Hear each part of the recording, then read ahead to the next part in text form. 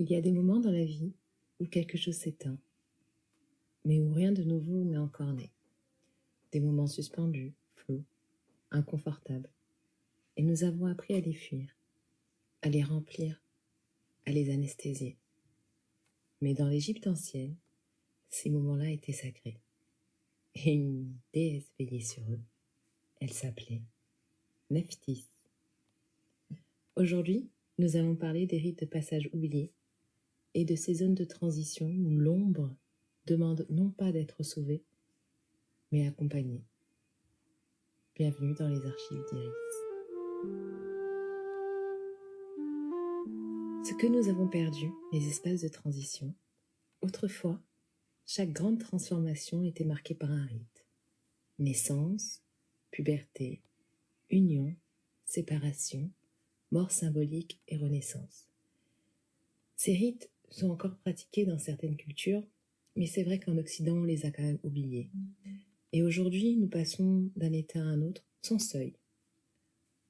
On nous demande d'aller bien vite, de tourner la page, de positiver, ces phrases toutes bateau qu'on entend de nos proches qui nous disent « Allez, ça va aller, t'en fais pas ». Mais l'âme, elle a besoin de temps intermédiaire. Et c'est dans ces espaces que naît l'ombre. Nephthys, qui est la déesse des entre-deux, n'est pas une déesse solaire. Elle n'est pas célébrée pour sa lumière. Elle est celle qui marche dans les couloirs invisibles, les limbes, les veilles et les nuits sans réponse. Nephthys représente ce moment précis où l'ancien n'est plus et où le nouveau n'est pas encore là. Elle est la déesse des rites qui n'ont pas été honorés.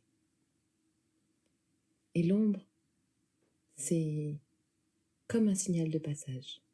Parce que lorsque l'ombre se manifeste fortement, ce n'est pas un échec.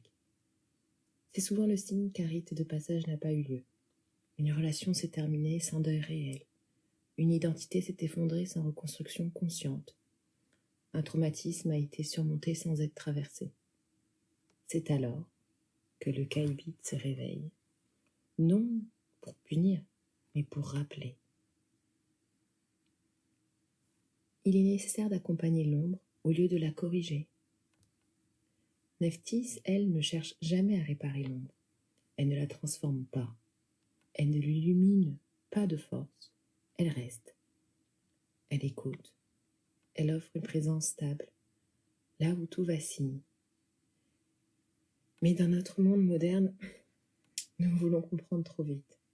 Mais l'ombre ne parle pas le langage de l'analyse. Elle parle le langage du ressenti.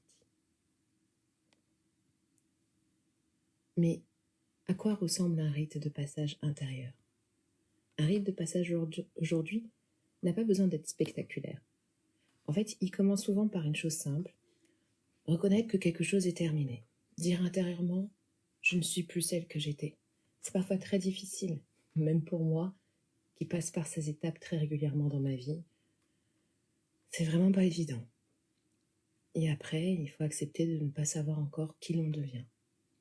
Mais c'est ici que Nephthys agit, dans l'espace du non-savoir et dans la nuit fertile. L'ombre n'a pas besoin d'être comprise, elle a besoin d'être contenue.